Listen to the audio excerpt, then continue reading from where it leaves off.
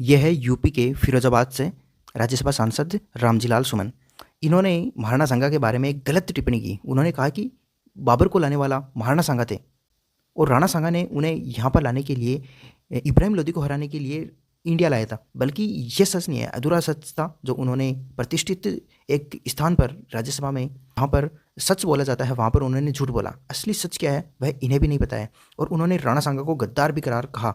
महाराणा सांगा वो थे जिन्हें 80 घाव लगने पर भी खानवा की युद्ध में उन्होंने बाबर का सामना किया। अंततः उनकी बाद में एक साल बाद में मृत्यु हो गई, लेकिन उन्होंने डट कर सामना किया। उनका एक हाथ नहीं था और एक पैर भी लड़खड़ा कर चलते थे, एक आंख भी नहीं थी। ऐसा कुछ उनकी दशा हुआ करती थी। 80 घाव लगे थे। लेकिन जो सच था वह उन्हें बिल्कुल भी नहीं पता। राणा सांगा के बारे में ट्विटर पर आजकल ट्रेंड चल रहा है अभी, और आप कई सारे वीडियो भी देखे होंगे। पहले तो इस वीडियो को आप देखिए। एक तो बीजेपी के लोगों का तकिया कलाम हो गया है सभापति महोदय कि मुसलमान, इनमें बाबर का डीएनए है। उप सभापति महोदय, मैं जानना चाहूंगा कि बाबर का डीएनए मुसलमान में है। हिंदुस्तान का मुसलमान तो बाबर को अपना आदर्श मानता नहीं है, वो तो मोहम्मद साहब को अपना आदर्श मानता है, सूफी संतों की परंपरा को अपना आदर्श मानता है।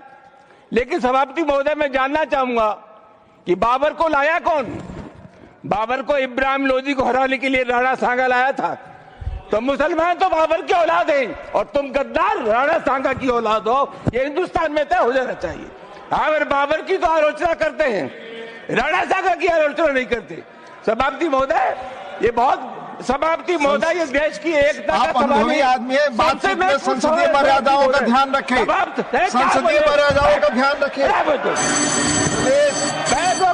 Time is over. जो भी चीजें संसदीय मर्यादा के अनुकूल नहीं है, आजादी की लड़ाई में इन्होंने गुलामी की थी। सभापति महोदय, please, your time is over, you please sit.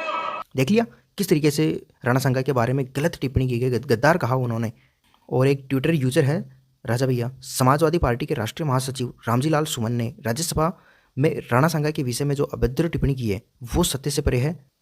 हर देशभक्त, हर राष्ट्रवादी के लिए बहुत ही कष्टप्रद है। राणा संग्राम सिंह, जिन्हें हम राणा सांगा के नाम से जानते हैं, उन्होंने राष्ट्र और धर्म की रक्षा के लिए अनेक लड़ाइयाँ लड़ी और जीती भी है। आज मैं बताऊंगा वह कौन कौन सी लड़ाइयाँ थी।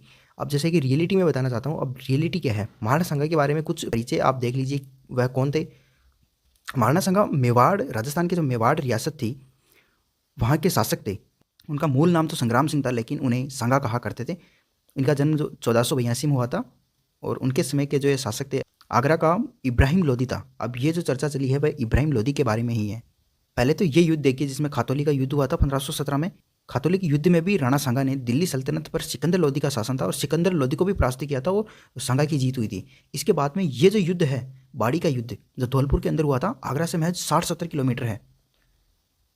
इसमें इब्राहिम लोदी ने मियाँ माखन के नेतृत्व में जो सेना भेजी, उसे भी महाराणा सांगा ने मेवाड़ से धौलपुर जाकर, इतनी दूर जाकर, और इब्राहिम लोदी के गढ़ में ही जाकर इब्राहिम लोदी पर जीत प्राप्त की थी। लेकिन अब वो ये कह रहे थे कि इब्राहिम लोदी को हराने के लिए सांगा ने बाबर को बुलाया, जबकि यह अधूरा सच था।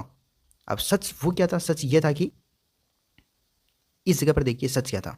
सच यह था कि 1526 में पानीपत के प्रथम युद्ध में इब्राहिम लोदी को पराजित किया और उसके लिए क्या, दौलत खां जो इब्राहिम लोदी का चाचा था, उसके बुलाने पर बाबर भारत आया था। मतलब कि जो बाबर आने का कारण था दौलत खां का कारण था, दौलत खां ने बुलाया था, बल्कि ये सांगा ने नहीं बुलाया था। दौलत खां ने इब्राहिम लोदी को हराने के लिए इंडिया में बुलाया था और इंडिया में आने के बाद में यहाँ पर पैर पसार ली और मुगल साम्राज्य का शुरुआत यहाँ पर की। और राणा सांगा के बारे में इस तरह की टिप्पणी करने पर भी जो मेवाड़ के वंशज है विश्वराज, उन्होंने इन पर टिप्पणी की है कि बाबर को लाए नहीं, उनके खिलाफ लड़े। और इस तरह के कई आर्टिकल आप इंटरनेट पर देख सकते हो। महाराणा सांगा के 80 गांव लगे थे, 81 गांव। ट्विटर पर इस तरह के मेम्स भी लगे हैं जो कि समाजवादी पार्टी का नेता पीछे बताया गया है और महाराणा सांगा के 81वां गांव लगा रहे हैं। और ग्रोक एआई से भी पूछा गया तो एआई क्या करता है, गूगल से जो भी इंफॉर्मेशन होती है वो उसे बताता है। और एआई ने भी यहाँ पर सच बता दिया कि दौलत खां और आलम खां ने बुलाया था बाबर को। और राणा सांगा के बारे में पूछा गया तो राणा सांगा का नाम भी आता है इसमें बुलाने पर, लेकिन ये विवादास्पद है। और अगर महाराणा सांगा ने बुलाया हो तो सीधे न्योता नहीं दिया, क्योंकि इब्राहिम लोदी को खुद सांगा ने ही हरा दिया, तो बाबर को बुलाएगा क्यों? कारण यह भी तो था। और फिर बाद में क्या हुआ, बाबर 1526 में पानीपत की पहली लड़ाई में इब्राहिम लोदी को हराकर मुगल साम्राज्य को शुरू किया। वीडियो पसंद आई तो वीडियो को लाइक करें, चैनल को सब्सक्राइब करें। जय हिंद, जय राजस्थान।